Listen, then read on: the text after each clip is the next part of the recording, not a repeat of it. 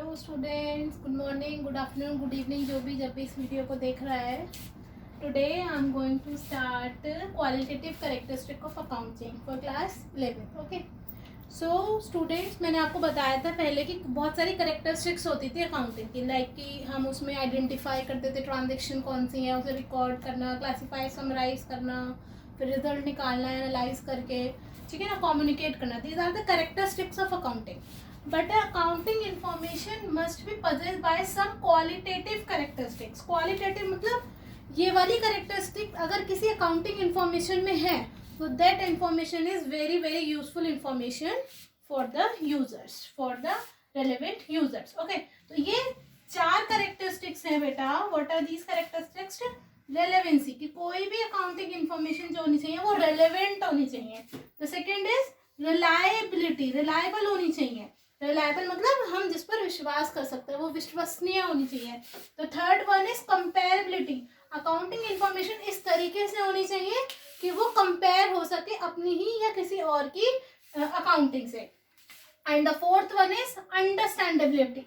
ऐसी accounting information हमारी ऐसी होनी चाहिए जो अपने इंटेंडेड यूजर्स को समझ आए, अंडरस्टैंडेबल हो कि क्या है, क्यों है, किस वजह से. तो it must be understandable, it must be comparable, it must be reliable and it must be relevant information. तो अकाउंटिंग इन्फॉर्मेशन के अंदर बेसिकली बेटा चार चीजें होनी चाहिए: रिलायबिलिटी, रेलेवेंसी, कंपेरेबिलिटी, अंडरस्टैंडेबिलिटी. एक एक करके हम चारों टर्म्स का मतलब समझने की कोशिश करेंगे. रेलेवेंस, मैं इसका हिंदी में मतलब रख लिया. रेलेवेंस मतलब होता है कि किस जिसके लिए है, इंटेंडेड यूजर के लिए, उसके अंदर जो इन्फॉर्मेशन है वो रेलेवेंट हो. अपोजिट वर्ड लिखूं तो इररेलेवेंट नहीं होनी चाहिए. क्या नहीं होनी चाहिए बेटा? इररेलेवेंट. इररेलेवेंट का मतलब क्या होता है? बिना काम की. यानी मेरी जो इन्फॉर्मेशन होनी चाहिए बेटा वो कैसी होनी चाहिए? मेरे काम की होनी चाहिए, मेरे नहीं. जो उसके इंटेंडेड यूजर है, जिसको आप वो अकाउंटिंग इन्फॉर्मेशन दोगे, जिसको आप अपने फाइनेंशियल स्टेटमेंट्स दोगे, वो उसके काम की होनी चाहिए. अनरेलेवेंट नहीं होनी चाहिए, इररेलेवेंट नहीं होनी चाहिए. यानी कि उसके काम की इंफॉर्मेशन होनी चाहिए. ऐसी इंफॉर्मेशन अकाउंटिंग इंफॉर्मेशन के अंदर ऐसी इंफॉर्मेशन होनी चाहिए कि अगर हम वो मैनेजमेंट को दे रहे हैं for the purpose of taking the decision, तो उसके अंदर वो सारी इंफॉर्मेशन होनी चाहिए जो कि उस मैनेजमेंट के लिए रेलेवेंट है. फॉर एग्जांपल, हम गवर्नमेंट को दे रहे हैं for the purpose of tax calculation, तो गवर्नमेंट उससे हमारा टैक्स निकाल सके, तो इंफॉर्मेशन रेलेवेंट होनी चाहिए फॉर द गवर्नमेंट. अब ऐसा हो सकता है कोई इन्फॉर्मेशन एक बंदे के लिए रेलेवेंट है बट दूसरे बंदे के लिए वो इररेलेवेंट है. तो बेसिकली हम यहाँ कहेंगे कि हमारी अकाउंटिंग इन्फॉर्मेशन रेलेवेंट होनी चाहिए फॉर द इंटेंडेड यूजर. उसमें इररेलेवेंसी नहीं होनी चाहिए. उसमें बेफालतू में हम कुछ ये नहीं है कि जो इररेलेवेंट है, हमारे काम की इन्फॉर्मेशन नहीं है, हम वो भी उसमें हौच पौच करें. नहीं, only relevant information must be contained in our accounting information. Okay, the second word is reliability. What is reliability? Reliability का अगर मैं हिंदी में वर्ड बोलूँ तो वो होता है विश्वसनीय. क्या होनी चाहिए? वो विश्वसनीय. विश्वसनीय, मेरी हिंदी थोड़ी राइटिंग का पता नहीं, स्पेलिंग देख लेना. इसका मतलब होता है विश्वसनीय. विश्वसनीय मतलब हम उस पर ट्रस्ट कर सकते हैं. ट्रस्टवर्दी होनी चाहिए. क्या होनी चाहिए?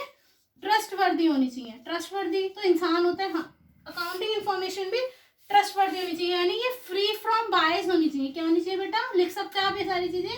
फ्री फ्रॉम बायस होनी चाहिए.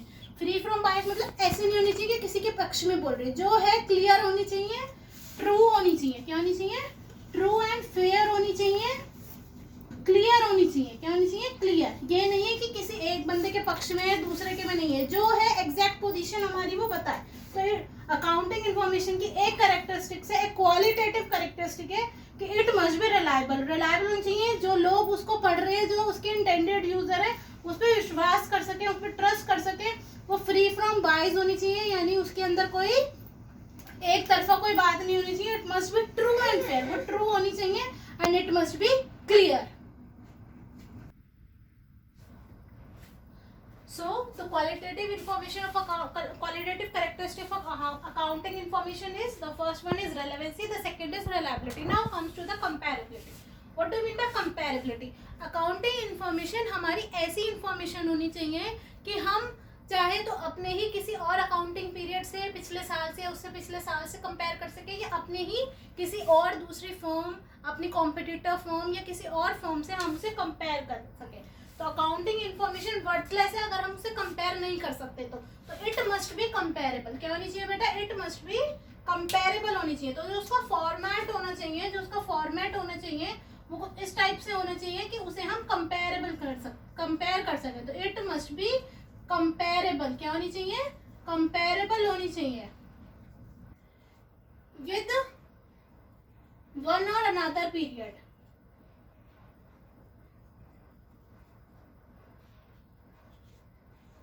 और it must be comparable with any other business firm।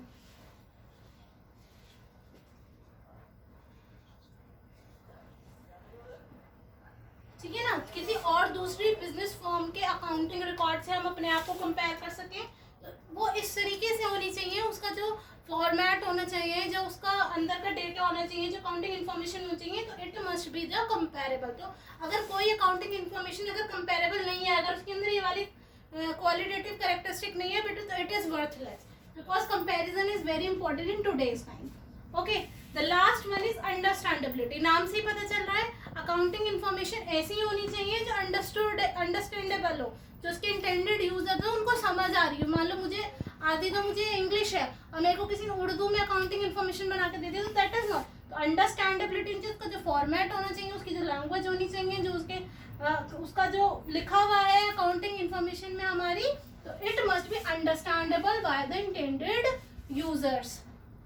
तो इट मस्ट बी अंडरस्टैंडेबल। तो मैं यहाँ लिख देती हूँ अकाउंटिंग इन्फॉर्मेशन जो होनी चाहिए, जो उसकी लैंग्वेज होनी चाहिए,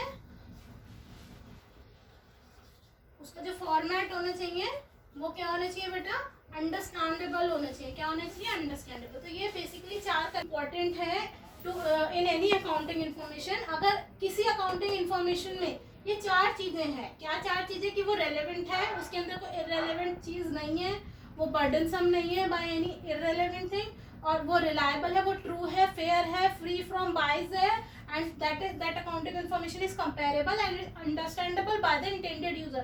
So that accounting information is a perfect accounting information. Okay, so these are basically the 4 qualitative characteristics. If you want to copy this chart, then you can.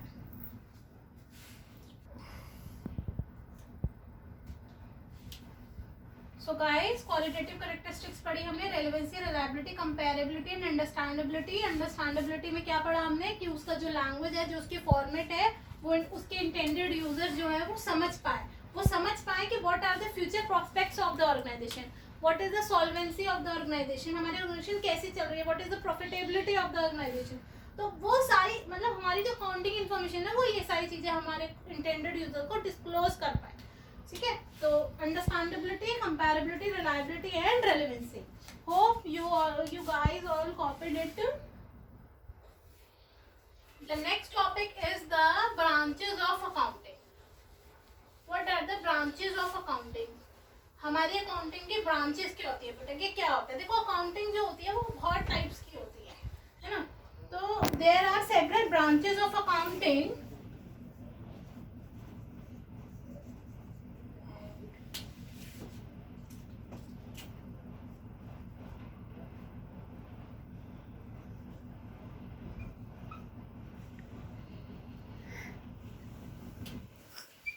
There are basically 4 branches of accounting. The first one is financial accounting, जो हम पढ़ रहे हैं, financial accounting, finance से related. The other one is cost accounting. क्या बेटा, cost accounting. Then is management accounting.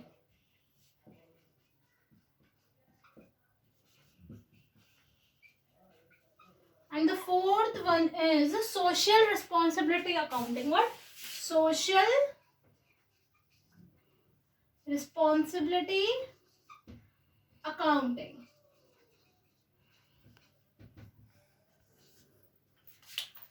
तो बेटा पहला है हमारा फाइनेंशियल अकाउंटिंग, यही हम लोगों को 11th और 12th में पढ़ना है। What is financial accounting? Financial accounting is that accounting जिसमें हम अपने फाइनेंसेस के बारे में बात करेंगे। Cost accounting is that accounting, वो अकाउंटिंग जो करी जाती है for the purpose of knowing about the production cost. जो मैन्युफैक्चरिंग कंपनीज होती है नॉर्मली वो ये वाली अकाउंटिंग, वो ये भी करते हैं और ये भी करते हैं। कॉस्ट अकाउंटिंग ताकि हमें अपने गुड्स की जो हमने प्रोडक्शन करी है उसकी हमें अपनी कॉस्ट पता चल पाए. The next is management accounting. That accounting which offers the information about various prospects about the company to take the proper decisions for the management. And the social responsibility accounting is that accounting which provides us the information about the social responsibilities of the business enterprise. तो ये 4 तरीके की accounting होती है. So first we recall about the financial accounting. Financial accounting में मैंने आपको first lecture, अभी 3-4 मैंने लेक्चर ले लिया, आपके 3-4 वीडियोस मैंने अपलोड करी है, तो उसमें मैंने आपको ये बताया कि फाइनेंशियल अकाउंटिंग में हम क्या करते हैं. We identify our transaction, we identify our events, we record it, we measure in terms of money, we record it, we classify it, we summarise it, and then we interpret and analyse the result of the. तो ये सारे काम हमारे financial accounting में होते हैं. Okay बेटा, तो इसमें सारी चीज़ें आप वही लिखोगे कि इसके अंदर क्या क्या करते थे हम. रिकॉर्डिंग, आइडेंटिफिकेशन ऑफ ट्रांजेक्शन, है ना, आइडेंटिफाई करते थे, रिकॉर्ड करते थे, क्लासिफाई करते थे, summarise, analysis, interpretation and then communication of result. ये सारा काम अकाउंटिंग, फाइनेंशियल अकाउंटिंग में करते हैं. बेटा कॉस्ट अकाउंटिंग में मैंने जैसे कि आपको बताया, नॉर्मली मैन्युफैक्चरिंग इंडस्ट्रीज जो होती हैं वो करती हैं. इसमें क्या होता है, we want to know about the cost of the product. तो नॉर्मली जो बेस मोटिव होता है कॉस्ट अकाउंटिंग करने का, वो कहीं ना कहीं ये होता है कि हमारे जो भी हम प्रोडक्ट बना रहे हैं, जितने भी हम प्रोडक्ट्स बना रहे हैं, उनकी कॉस्ट निकालना, उनकी कॉस्ट को कंट्रोल. निकालेंगे कॉस्ट, पता होगी कि मेरा ये मार्केट 20 रुपये का बन के तैयार हो रहा है, तभी तो मैं उसकी कॉस्ट को कंट्रोल कर पाऊंगी. तो इट इज नॉर्मली बाय, आप लिख सकते हो, बाय मैन्युफैक्चरिंग एंटरप्राइजेस. नॉर्मली जो ये करते हैं to know the cost of production, COP means cost of production, to control the cost of production. इससे क्या मतलब, ये इन चीजों के लिए काम आता है. बेटा बहुत ज्यादा डिटेल में आपको नहीं जाना है. इसमें सिर्फ एक नॉर्मली अगर आपसे पूछे कॉस्ट अकाउंटिंग, तो आपको एक नॉर्मल टर्म का मतलब पता होना चाहिए. तो फाइनेंशियल अकाउंटिंग में नॉर्मल जो हम अकाउंटिंग करते हैं, identify, recording, classifying our transaction and events. और कॉस्ट अकाउंटिंग में ये मैन्युफैक्चरिंग एंटरप्राइज नॉर्मली करती है to know about the cost of production and to control it. Okay, the third one is management accounting. What is management accounting? वो सारी accounting जो हमारे managers को, हमारी मैनेजमेंट को हेल्प करेगी in taking the decisions, in taking the various decisions, वो होती है हमारी मैनेजमेंट अकाउंटिंग. चाहे वो कोई से भी अकाउंटिंग इन्फॉर्मेशन हो, चाहे वो हमारी सॉल्वेंसी के बारे में पता चलना हो, प्रॉफिटेबिलिटी के बारे में पता चलना हो, XYZ किसी भी चीज़ के बारे में अगर कोई इंफॉर्मेशन हमारी मैनेजमेंट को हेल्प कर रही है in taking the various decision, in forecasting the plans and forecasting the future, तो वो सब हमारी बेटा मैनेजमेंट अकाउंटिंग होती है. और next is social responsibility accounting. What is social responsibility accounting?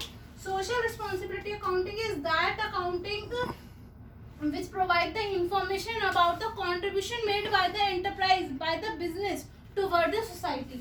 कि क्या contribution हुआ, क्या contribution हुआ of business toward society. Like हमने कितनी डोनेशन दी, हमने कितने एम्प्लॉयमेंट जनरेट करी, हमने क्या क्या पॉल्यूशन कंट्रोल के लिए करा. ये वेरियस डिपार्टमेंट को इंफॉर्मेशन मिलती है through social responsibility accounting. Okay, यहाँ आप लिख सकते हो मैनेजमेंट अकाउंटिंग में accounting that provide information, info लिख रही हूँ मैं शॉर्ट में, information to management for taking various decisions.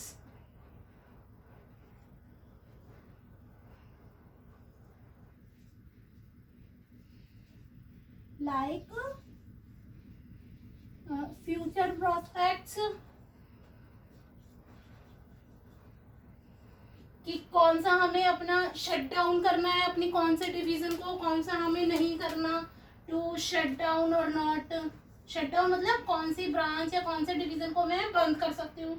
To shut down और नॉट, क्या कर सकती हूँ, क्या नहीं कर सकती.